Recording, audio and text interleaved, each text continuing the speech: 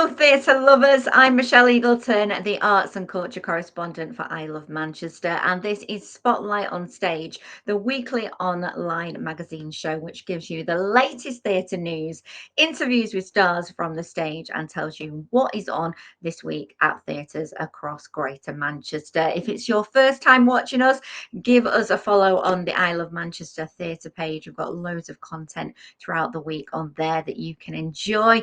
And this week, we are starting off with some brilliant news for musical theatre lovers because a legend of a show is on its way back to Manchester for next year. Yes, I'm talking about the global stage sensation Miss Saigon. It is reborn and it is heading our way. It is going to be here from the 4th until the 15th of November 2025 at the Palace Theatre, and it marks 35 years since Miss Saigon made its West End premiere this year. 35 years. That is absolutely incredible. This is a new touring production. It's going to have your favorite songs in there. The Heat Is On in Saigon, The Movie in My Mind, Last Night of the World, and The American Dream. Now, tickets are not on sale as yet. Just hang fire on that one. But what I can tell you is the on sale dates are from the 25th of November at 10 o'clock if you go on the ATG Plus pre-sale. Sign-ups from the 27th of November at 10 a.m. and on sale to the public from the 28th of November at 10 in the morning. The tickets are going to go fast for this one, so do get in there as soon as you can. Oh, I'll be hurrying to get my hands on one of those tickets. I absolutely love that musical. So excited for November next year. I tell you what, though, something else I'm really excited about, but I don't have to wait for, is Only Fools and Horses, the musical. It opens tonight at the Opera House, and of course, it's based on the hit TV comedy series we know and love. Now, I got the chance to catch up with one of its stars, Sam Lupton, who is playing the iconic role of Del Boy. He told me all about the show and what we can expect. This is a programme that has really stood the test of time. The first episode was 1981. I mean, that's some years ago, isn't it? Yeah, I mean, everyone knows it's an iconic program, and it's an iconic program for a really, really good reason. Actually, it's brilliantly written. If you look at it, and if you look at it as a whole thing across those years, the writing's really consistent, and the characters are kind of fully written. There's not a wasted line. If you look at the script, if you watch the TV show, every other line's a punchline. It's completely and utterly relentless in terms of its comedy. But it's not just about the comedy, it's also about the pathos, and it's about family and loyalty, which, you know, is what our show's about as well, because it's very, very closely related to the TV show. And that's why it works. If it was just the comedy, it wouldn't work half as well. And, you know, talking about the writing, you mentioned there, it was great writing by John Sullivan, but Jim, his son, is actually on board for this. So, you know, for fans, they're going to get what they want because it's going to have that feel, isn't it, of the actual shows that we loved on telly.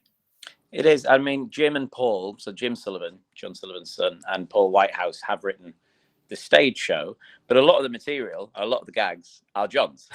They were in the, and that's no secret. You know that John Sullivan's writing is in it, and actually, John was working on the musical just before he died. He'd started work on it because it was John's idea. John wanted to do a Only Fools and Horses musical, and one of the songs, it's actually the song we closed the show with, was written by John Sullivan. So there is brand new John Sullivan material in the show, which is wow, that is brilliant. And you mentioned Paul Whitehouse has co-wrote that and the score as well. He's playing Grandad. I mean, that must be brilliant working alongside him. Or is it scary, seeing as he's done some of the writing? What's that like, Sam? It's not scary at all. Paul is a very, very generous actor. He's a very generous man as well. And what you see is what you get with Paul. If you've seen Paul on the television, that's Paul Whitehouse. So it's just, he's a very warm guy. He'd laugh at me for saying that, but he's a very nice guy to work with. He's obviously a comedy genius, so he trusts the people he works with. He's really proud of what he does. He's really proud of his work, as he should be, because it's absolutely brilliant. And occasionally, for people like me, you get a comedy legend coming up to you going, try it like this or try a little bit of that, which is just an absolute gift. So no, it's not scary at all. And that's down to Paul's character, which he's just lovely to work with, and a really nice guy. And now he owes me a tenner. So there you Well, go. exactly. Absolutely. Oh, he's going to be fantastic as Grandad. Oh, do you know what? There's so many great episodes. Everyone must have a favourite. I love the bit with the chandelier, the iconic bit where Del Boy kind of like leans on the bar and kind of falls back. You've got the groovy gang. How do you fit all of those, something like 7 seasons and 16 Christmas episodes into this? What do we get, Sam, in regards to the story? It would be mad to try to fit 64 hours of television into a 2-hour stage show. So what you're not getting is every single moment ever. That's what's not happening. But some of those iconic moments are there. Some of them are there in the same way that they are in the TV show. Others are maybe nodded to or referenced to. And one of my favorite things about performing the show is that every couple of lines you just hear this sort of rumble of recognition through the audience as people realize what we're talking about, which is a lovely thing. But we sort of, our show is set kind of at the midpoint of Only Fools and Horses. Where you meet Del and Rodney is they're still their younger selves. Del is aged kind of 35. Rodney's aged about 21, 22. And Rodney is moving in with Cassandra and marrying Cassandra. And Del is still single. So they're both at a bit of a flux in their lives. Grandad is still around at home. And where we meet the characters, Del has kind of realized that everybody else is getting on with their lives and has someone. Boise has Marlene, Trigger's off going on blind dates, Rodney's marrying Cassandra. So Del decided to join a dating agency, which fans will recognize as the plot of a Christmas episode called Dates, which is where Del meets Raquel. Kind of a perfect setup for a musical, really. You got a love story in there, and you've got somebody hoping, trying to achieve something. And then within that as well, we've got other subplots and other little things from across the whole series, and then references to other stuff as well. We have a bar. We have a bar that opens like that. How we use that, I'm not going to spoil. Maybe come and have a look. But we may have Robin Reliant that we take around with us. It's up to you to come and see it. That is iconic. I mean, getting that on the stage and being in that Robin Reliant. I mean, it's Only Fools and Horses. That is the key. Yeah, and I mean, we were rehearsing in a big studio complex with other projects, rehearsing some TV stuff going on and some theatre stuff going on. And I think for a couple of days, the van was sort of parked outside one of the studios, and you just see people from all these different productions kind of walking and then just stopping in their tracks, holding a coffee, going, "It's not, is it? Is that what I think it is?" It's really iconic, and yeah, that tree. They're all getting photos and selfies with it, weren't they? I think they hired security for it, but yeah, that van gets a bigger cheer than I do. Sam, leave me with one of your best Del Boy lines. What's your favourite line if you have to kind of pick it out of the hat? Quite enjoy going fromage du petit pois. Quite like that one. Oh, pushed it. Now, if you want to see Sam in action in Only Fools and Horses, the musical, you can do. It's running until the 23rd of November. All you need to do is head to our website, book your tickets, ilovemanchester.com/theatre. Now, let's take a look at what else is on at theatres across Greater Manchester this week.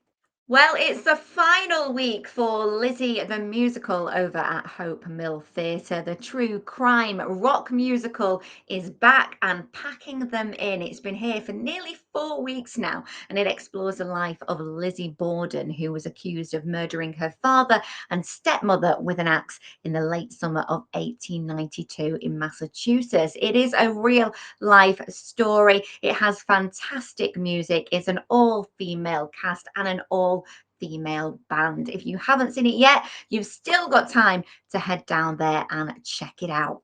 Well, I think it's okay to say the C word now, isn't it? And if you want to get all Christmassy, then head to see Elf the Musical at the Palace Theatre this week. It opens tomorrow night and it is based on the hit movie from 2003. It's all about Buddy, a young orphan who mistakenly crawls into Santa's bag of gifts and he's transported to the North Pole.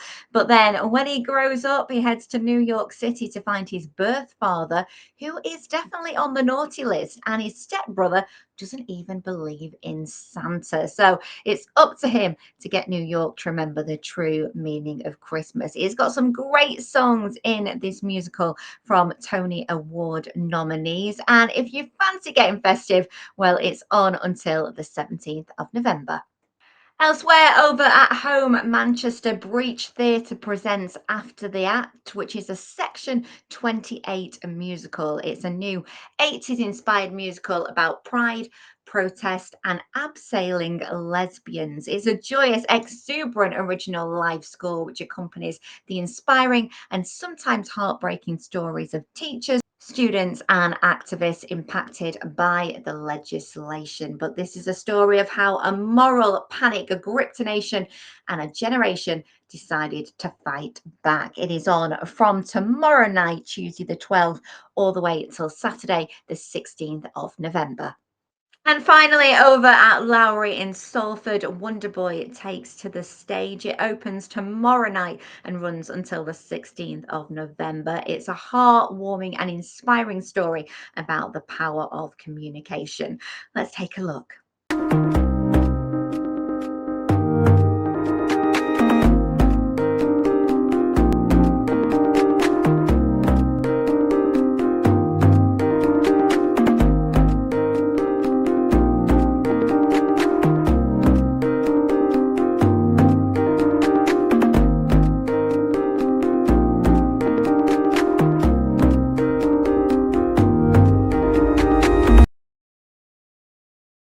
Now, if you want to go see any of those shows that I've just mentioned, then all you need to do is head to our website. We've got loads more information there. We've got reviews and you can book your all important tickets. It's ilovemanchester.com/theatre. A big thanks to my earlier guest, Sam Lupton, and I will be back with more Spotlight on Stage next week. So do spread the word, give us a follow and leave us a comment. I'm here every Monday with Spotlight on Stage. So have a great week until then, and I'll see you next Monday.